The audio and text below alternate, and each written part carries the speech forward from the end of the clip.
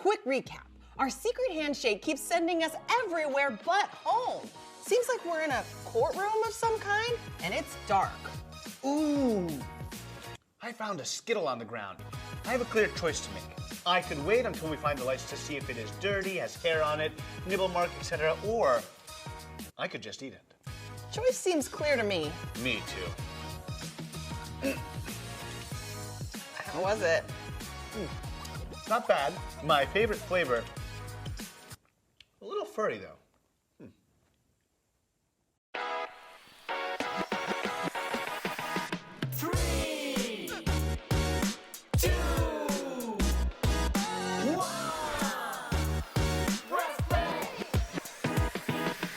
I'm Jay. And I'm Emma. Welcome to Press Play. Oh, Jay, I found a flashlight. What luck. That would help me immensely too. Oh, sweet San Pedro's Island. Who is that? I'm Paula. I'm the court reporter for this courtroom. I record every single moment that takes place here. She's not lying. She records every word. Wait, were you recording us before we found that flashlight? Oh, you mean this? And I quote, "Ooh, I found a Skittle on the ground. I have a clear choice to make. I could wait until we find the lights to see if it is dirty, has hair on it, nibble mark, etc. Or I could just eat it."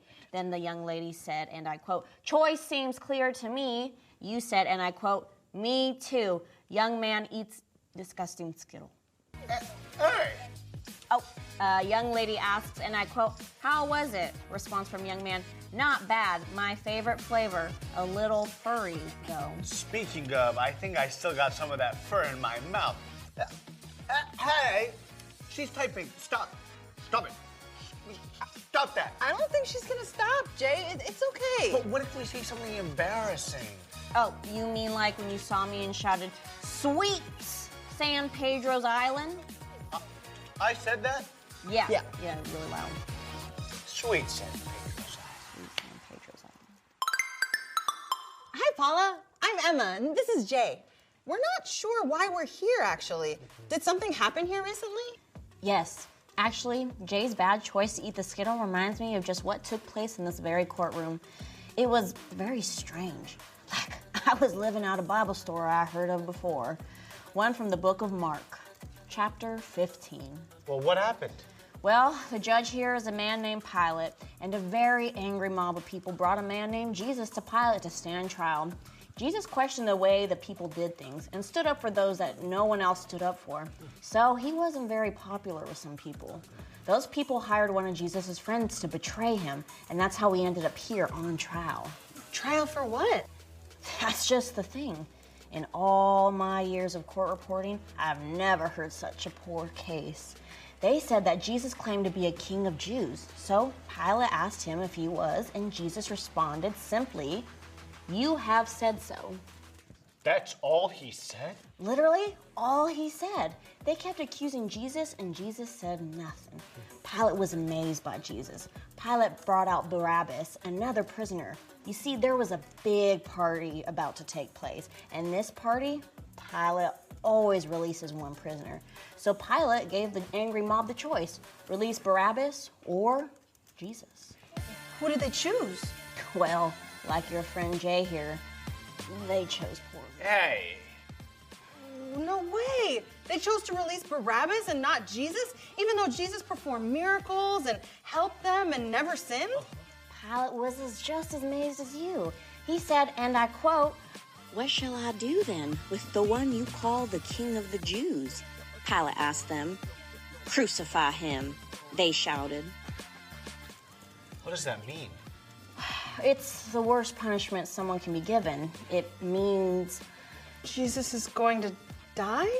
How could they do it? How could they not choose Jesus? Can we talk off record? Please. My hands were cramping. As I watched it all unfold, I asked myself the same thing. It made me mad. But then I looked at Jesus' face, and he wasn't mad. He was sad. It was like he loved them even though they weren't going to choose him, and he'd be sent to die. Even for me, sometimes I choose the wrong thing, like choosing the font Helvetica instead of Times New Roman. Stupid. Just like you guys before you found the flashlight.